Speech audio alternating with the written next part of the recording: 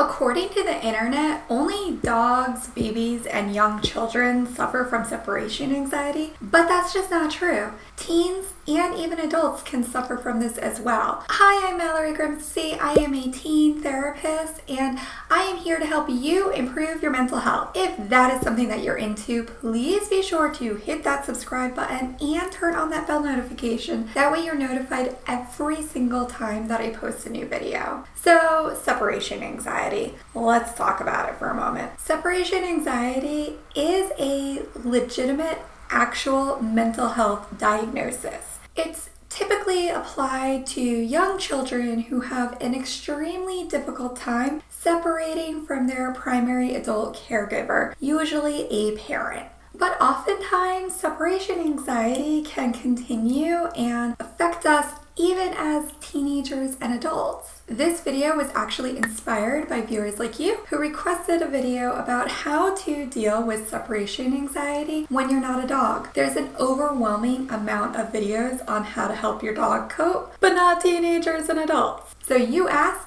you got it. Separation anxiety is often heightened by the idea that if I am not actually with the person that I care about and love, that perhaps they will either forget about me or I'll forget about them. Or what if something happens and I can't be there with them? So one of the things that we can do is to use what's called a transitional object. So transitional objects are items that we can tangibly and physically hold and carry with us that take the place of the actual person or relationship. So if we are worried about being separated from our mom, for example, we might have a friendship bracelet that each of us wears, or perhaps we have a photo of her that we carry around. We use transitional objects all the time for shorthand remembrance and recognition of lots of things and people that are important to us. Have you ever noticed that sometimes your anxiety can just grow and grow and grow the more that you think about it? It's like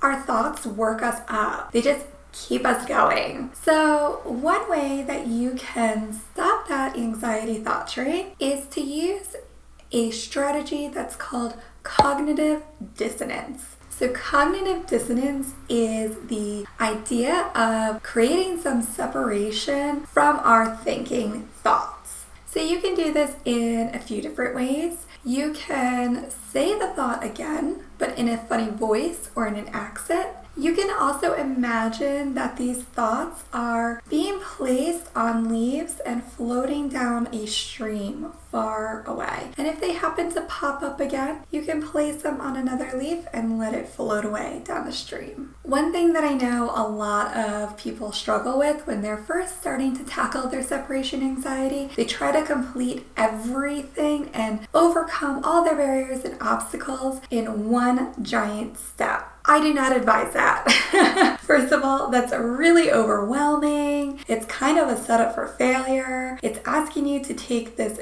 big issue and just solve it in one little jump. And that's just not what you can do. So instead, we really recommend exposing yourself little by little to different elements of whatever is causing you anxiety.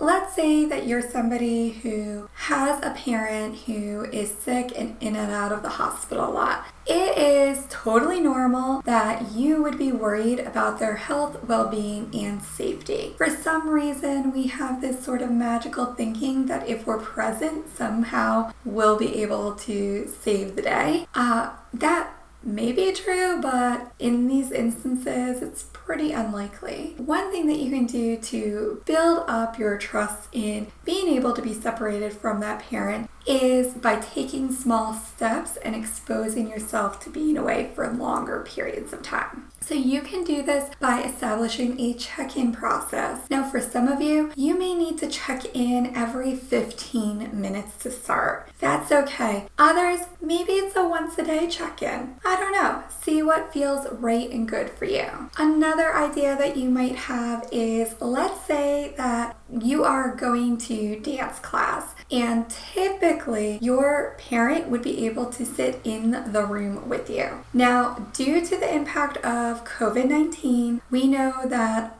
A lot of these things that used to be okay aren't okay anymore. So if they have a really strong policy at your dance studio that they're not willing to flex on that, perhaps one thing that you could try is having your parent wait outside the room. And then once you get comfortable with that, have them wait out in the car. Once they're good with that, maybe they go down to the coffee shop down the street. And you just take it one step at a time. Now there will be times where you're good to go and you can take it a little bit further. And there may be other times when there's bumps in the road that you might have to take a few steps back. That's totally okay. Progress tends to be spiral, not linear. So don't worry if you feel like you need them back outside the door after they were hanging out at home for dance class. Totally fine, totally normal. And when it comes to struggling with things like separation anxiety, it's so important to be able to talk about the way that you're feeling with other people. Now, I know how difficult and hard that can be, which is why I created a free downloadable cheat sheet, and it's all about my 10 therapist approved tips for talking about your feelings. So if that is something that you're interested in, go ahead and click the link in the description now and you'll get yours sent free to your inbox. And if you're still struggling with anxious and automatic negative thoughts, make sure you watch the video that's on your screen right here, where I'm sharing 7 different DBT coping skills to help you crush those ants. If you found the information in this video helpful, please be sure to share it because you never know who you could be helping in the process. Thanks for watching.